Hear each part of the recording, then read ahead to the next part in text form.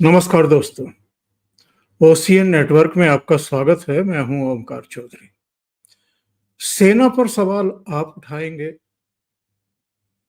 उड़ी के बाद सर्जिकल स्ट्राइक पर भी सबूत मांगेंगे। पुलवामा के बाद एयर स्ट्राइक में भी कहेंगे कि कौवे मरे हैं, पेड़ ही तो गिरे हैं, क्या उखाड़ लिया पाकिस्तान का। गलवान को लेकर के, डोकलाम को लेकर के आप चीन के दूतावास में जाकर के विचार विमर्श करते हैं, डिनर लेते हैं। इनकी बहन जी प्रियंका गांधी वाड्रा कहती हैं कि सुप्रीम कोर्ट कौन होता है ये तय करने वाला कि कौन सच्चा भारतीय है और कौन नहीं है। इसके अलावा ये लोग ईडी पर भी टिप्पणी कर चुके हैं। ईडी थोड़ा तय करेगा या सीबीआई थोड़ा तय करेगी या इलेक्शन कमीशन थोड़ा ये तय करेगा, बल्कि इन सब पर तो इनकी टिप्पणियां ये हैं कि ये प्रधानमंत्री नरेंद्र मोदी और गृह मंत्री अमित शाह के गुलाम की तरह सब काम कर रहे हैं और जैसे वो चाह रहे हैं सारी एजेंसियां और सारे संवैधानिक संस्थान और बाकी का छोड़ दीजिए।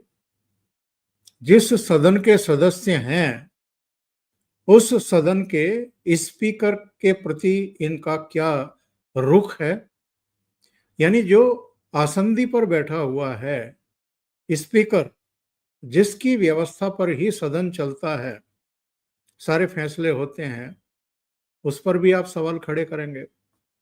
जब तक जगदीप धनखड़ थे सभापति, तब तक मल्लिकार्जुन खड़गे उनके सामने डट करके खड़े हो जाते थे, दलित कार्ड भी खेलते थे और तरह तरह के उन पर आरोप लगाते थे, पक्षपातपूर्ण रवैया अपनाने के आरोप लगाते थे। अब वो अगर इस्तीफा देकर के चले गए हैं तो उनकी जगह उप सभापति हरिवंश, 2-3 दिन से ये हरिवंश के पीछे पड़े हुए हैं, यानी उप सभापति के पीछे पड़े हुए हैं। और वहां भी किस किस तरह की बातें की जा रही हैं कि साहब दिल्ली पुलिस बुला ली आपने सदन के भीतर, सीआईएसएफ बुला ली, जबकि गवर्नमेंट की तरफ से भी कहा गया, जेपी नड्डा ने भी कहा, चेयर पर विराजमान हरिवंश ने भी कहा कि वो मार्शल हैं, सदन के भीतर मार्शल परमिटेड हैं, वो आ सकते हैं जब जरूरत पड़ती है, ये नियम में है।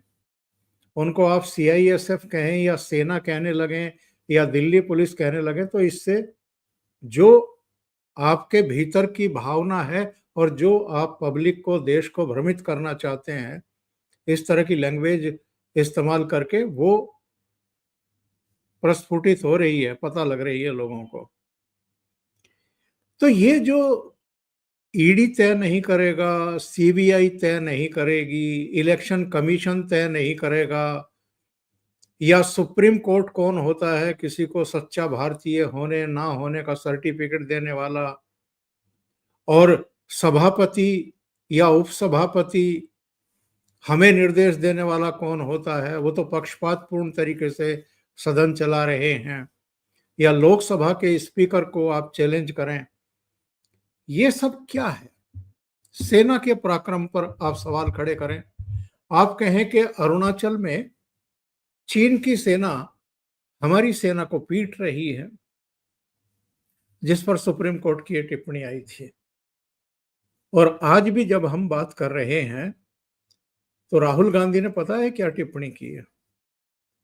उन्होंने कहा है कि डोनाल्ड ट्रंप इसलिए हमलावर हैं और प्रधानमंत्री नरेंद्र मोदी इसलिए डोनाल्ड ट्रंप का सामना नहीं कर पा रहे हैं, उनका सामना करने से कतरा रहे हैं, क्योंकि अडानी पर अमेरिका में कोई केस चल रहा है और नरेंद्र मोदी की वो दुखती रग है और ट्रंप उसका फायदा उठा रहे हैं। कोई दिन ऐसा नहीं जाता है जब राहुल गांधी इस तरह की बदजुबानी ना कर रहे हो, रोजाना। और अब तो हालत ये हो गई है कि उनकी पार्टी के भीतर ही वो कम से कम अमेरिका और ट्रंप की जो नीति इस समय बदली है भारत को लेकर के ट्रेड डील के हवाले से, क्योंकि उनके प्रेशर में आकर के उनके उत्पादों के लिए हम अपना कृषि सेक्टर, एग्रीकल्चर सेक्टर नहीं खोल रहे हैं, हम डेयरी सेक्टर नहीं खोल रहे हैं। और उसके कुछ मजबूत कारण हैं। हमारे बहुत साफ शब्दों में उनको 5 दौर की बातचीत में ये समझा दिया गया कि हमारे यहाँ जो लघु सीमांत किसान हैं वो बर्बाद हो जाएंगे अगर हमने आपकी कृषि उपज को भारतीय बाजार में लेना शुरू कर दिया या आयात करना शुरू कर दिया। इसी तरह जो अमेरिका के डेयरी प्रोडक्ट्स हैं उनमें चूंकि वहाँ जो गायें हैं, जो दुधारू पशु हैं, उनको कुछ इस तरह का वो खिलाते हैं जिसमें मीट वगैरह जो है वो मिश्रित होता है। तो हमारे यहाँ तो बहुत बड़ी आबादी है जो मीट मच्छी जो है वो इस्तेमाल नहीं करती है, शाकाहारी है। तो हम उनके उत्पादों को, ऐसे उत्पादों को जो मांसाहारी हों, जो जिनमें इस तरह की चीजें मिली हुई हों, उसके लिए अपना बाजार कैसे खोल सकते हैं। और मामला यहीं अटका हुआ है जिसकी वजह से डोनाल्ड ट्रंप की बौखलाहट बढ़ती जा रही है। वो रोज नए नए टैरिफ थोपने की धमकियां दे रहे हैं। भारत को इसकी परवाह ही नहीं है, क्योंकि कुल निर्यात भारत का जितना है उसका करीब करीब 2% अमेरिका के लिए है, बाकी दुनिया के दूसरे देशों के लिए है। डोनाल्ड ट्रंप भारत के साथ रिश्ते खराब करने पर लगा हुआ है और इसका खामियाजा आगे जाकर के उनको किस किस रूप में भुगतना पड़ेगा कुछ कह नहीं सकते हैं। क्योंकि जब हम बात कर रहे हैं उस समय एक खबर और भी आ रही है कि प्रधानमंत्री 30 अगस्त को जापान की यात्रा पर जा रहे हैं और 31 अगस्त और 1 सितंबर को वो चीन की यात्रा करेंगे। वहां एससीओ समिट में भी भाग लेंगे और जाहिर है चीन जा रहे हैं तो द्विपक्षीय बातचीत भी शी जिनपिंग और उनके बीच में होने वाली है। 2019 के बाद ये पहला मौका है जब प्रधानमंत्री चीन जा रहे हैं। और जो हमारे रक्षा सुरक्षा विशेषज्ञ हैं, जियो पॉलिटिकल मामलों के जानकार हैं, उनका कहना ये है कि अगर 2019-20 से ही कोविड काल के दौरान जो निष्क्रिय हो गया था, रूस, भारत और चीन का जो आरआईसी एक गठबंधन बना था, वो अगर फिर से पुनर्जीवित हो गया, डोनाल्ड ट्रंप की इन बदजुबानियों से, रोजाना की धमकियों से, भारत को दबा करके ट्रेड डील साइन करवाने की रणनीति को लेकर के, तो अमेरिका को लेने के देने पड़ेंगे।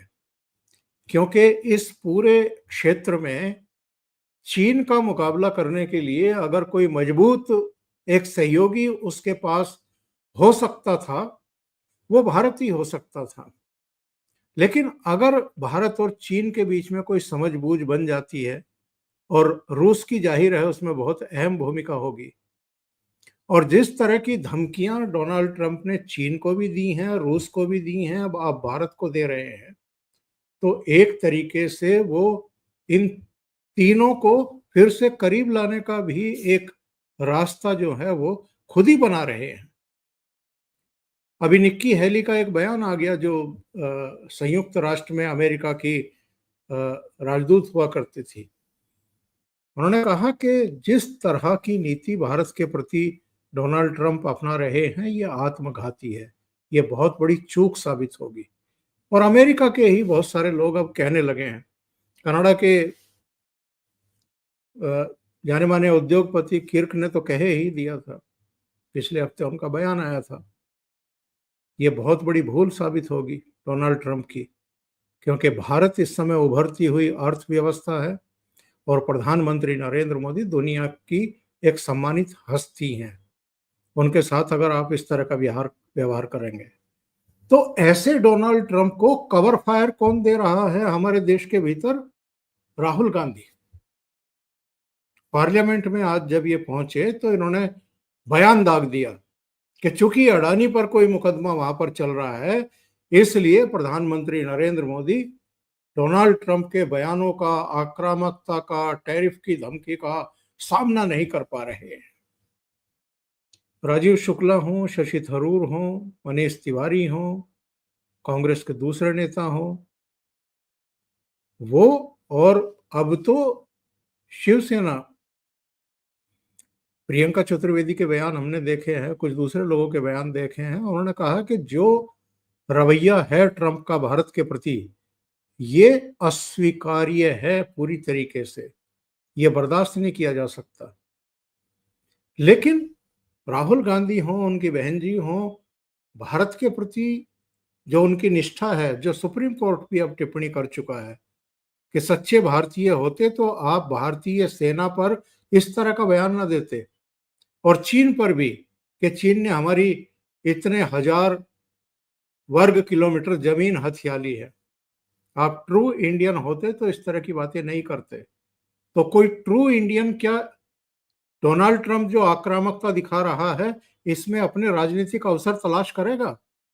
वो देश के साथ खड़ा होगा, वो प्रधानमंत्री नरेंद्र मोदी के साथ खड़ा होगा कि डोनाल्ड ट्रंप के प्रेशर में आने की जरूरत नहीं है। और वैसे भी राहुल गांधी जो है वो नेता प्रतिपक्ष भी हैं, और नेता प्रतिपक्ष को ज्यादा जिम्मेदारी के साथ बिहेव करना पड़ता है। कल ही ये झारखंड में थे, शिबू सोरेन की अंत्येष्टि में, और फिर चाईबासा गए। चाईबासा जाकर के अदालत से इनको एक और जमानत के बॉन्ड भरने पड़े, एक और जमानत लेनी पड़ी। और क्यों लेनी पड़ी? क्योंकि 2018 में वहां एक रैली में इन्होंने गृह मंत्री अमित शाह पर कुछ अभद्र टिप्पणियां की थी, आपत्तिजनक टिप्पणियां की थी। तो वहीं के एक बीजेपी के कार्यकर्ता ने उनके खिलाफ मानहानि का मामला दर्ज कराया था। कई बार अदालत इनको समन जारी कर चुकी थी, ये जा नहीं रहे थे। और ये लगभग सभी मानहानि के केसों में हुआ है। जानकारी तो ये मिल रही है कि करीब 1.5 दर्जन के आसपास मानहानि के केस हैं इनके ऊपर। अलग अलग राज्यों में, अलग अलग अदालतों में अब वो मामले चल रहे हैं। कई में ये जमानत ले चुके हैं, कई में इस समय लाइन में हैं। और चाईबासा में जाकर के इनको जमानत लेनी पड़ी क्योंकि आखिरी एक तारीख इनको दे दी गई थी कि आप 6 अगस्त को पेश हों, नहीं तो फिर आगे की कार्रवाई की जाएगी। ये हाई कोर्ट भी पहुंचे थे, हाई कोर्ट ने भी इनको रिलीफ देने से इनकार कर दिया। पहले जून में इनको पेश होना था, तभी इनकी तरफ से कहा गया कि वो जून में तो पेश नहीं हो पाएंगे, आगे की कोई तारीख दे दीजिए। तो ये अंतिम तारीख दी गई थी पेश होने के लिए, 6 अगस्त की, जिसमें ये पेश हुए हैं। मेरे पास वो सारी जानकारी है, ये कहाँ कहाँ किन किन अदालतों में पेश हुए और इन्होंने कहाँ कहाँ जमानतें ली हैं। तो ये जो हमने कल भी एक प्रोग्राम में कहा था कि ऐसा लगता है कि राहुल गांधी एक आदतन अपराधी बन चुके हैं। जमानतें लेते हैं, फिर इनकी पार्टी के लोग या इनके वकील तारीखें भुगतते रहते हैं, इनको तारीख पर हाजिर होने की छूट मिल जाती है, और ये फिर किसी ना किसी का अपमान करते हैं, कोई ना कोई बदजुबानी कर बैठते हैं, और फिर इन पर मामले दर्ज होते हैं। तो ये विक्टिम कार्ड खेलने की कोशिश करते हैं सभाओं में कि भारतीय जनता पार्टी और सरकार मेरे पीछे पड़ी हुई है, मुझे बोलने नहीं देती है, ना पार्लियामेंट में ना पार्लियामेंट के बाहर, लेकिन बोलना बंद करते नहीं है।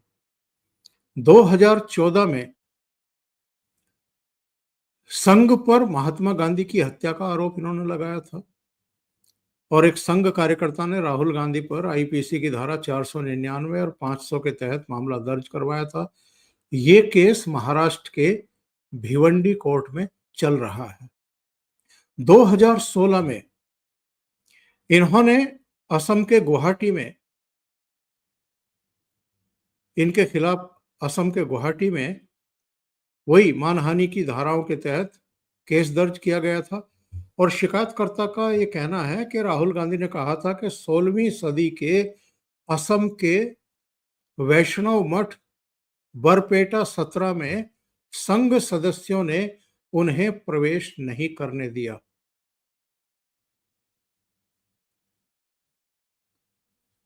इससे संघ की छवि को नुकसान पहुंचा है। ये मामला भी अभी कोर्ट में पेंडिंग है।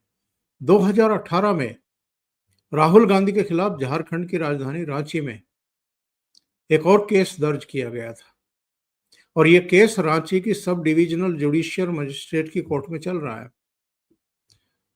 इन्हीं धाराओं में, मानहानि की धाराओं में ही 20 करोड़ रुपए की मानहानि का केस दर्ज हुआ था और इसमें राहुल के उस बयान पर आपत्ति दर्ज की गई थी जिसमें उन्होंने कहा था कि सब मोदी चोर हैं। 2018 में ही राहुल गांधी पर महाराष्ट्र में एक और मानहानि का केस दर्ज हुआ था और यह मामला मझगांव की जो शिवड़ी कोर्ट है उसमें चल रहा है। वही आईपीसी की धारा 499 और 500 के तहत केस संघ के कार्यकर्ता ने दर्ज करवाया था और राहुल पर यह आरोप है कि उन्होंने गौरी लंकेश की हत्या को बीजेपी और संघ की विचारधारा से जोड़ा था। और 2018 में ही एडीसी बैंक के चेयरमैन अजय पटेल ने अदालत में मानहानि का मामला दर्ज कराया था।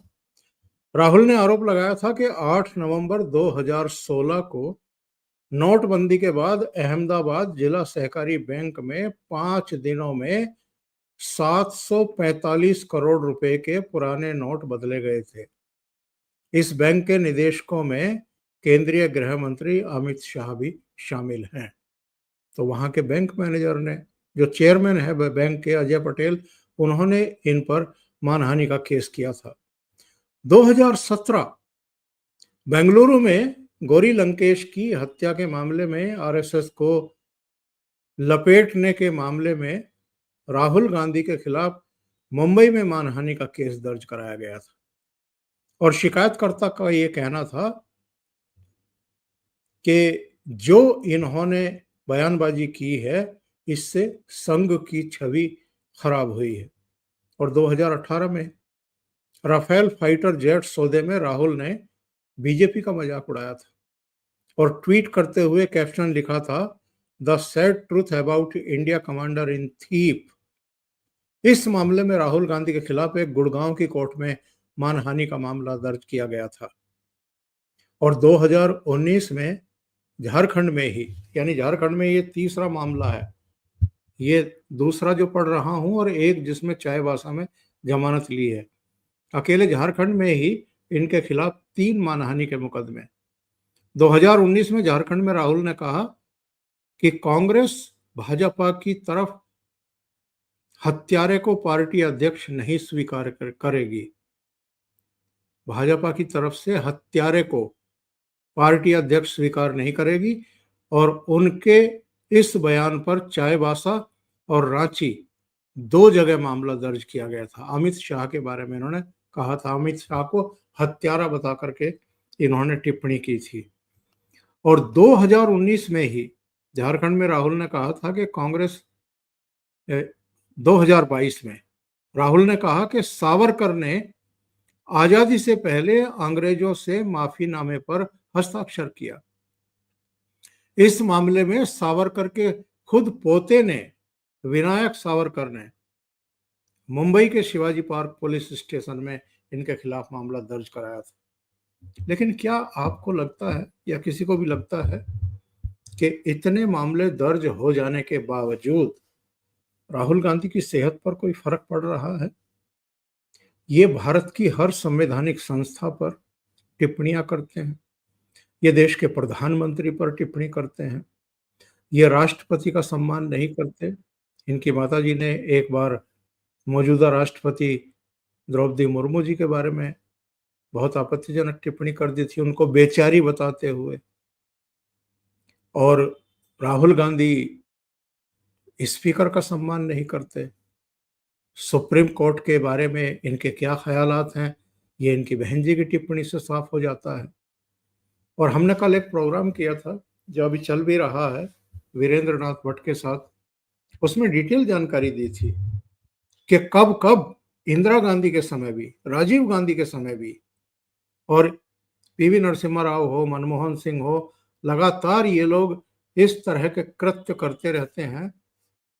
वैसे तो संविधान की प्रति लहराएंगे, लेकिन संविधान और कानूनों से जो अदालतें गवर्न होती हैं और जिनको संविधान की समीक्षा का भी अधिकार है, ऐसी अदालतों के बारे में भी इनकी क्या टिप्पणियां हैं, ये आप देख लें और समझ लें और फिर तय करें कि सुप्रीम कोर्ट ने एक दिन पहले जो टिप्पणी की है कि कोई सच्चा भारतीय इस तरह की चीजें नहीं करेगा, तो सच्चे भारतीय हैं या नहीं हैं।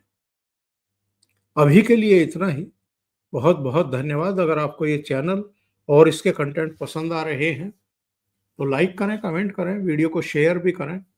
अभी तक अगर आपने ये चैनल सब्सक्राइब नहीं किया है तो सब्सक्राइब कर लें और साथ में लगे बेल आइकॉन को दबाना ना भूलें, ताकि आगे आने वाले वीडियो और उनके नोटिफिकेशन आप तक पहुंचते रहे। बहुत बहुत धन्यवाद। नमस्कार।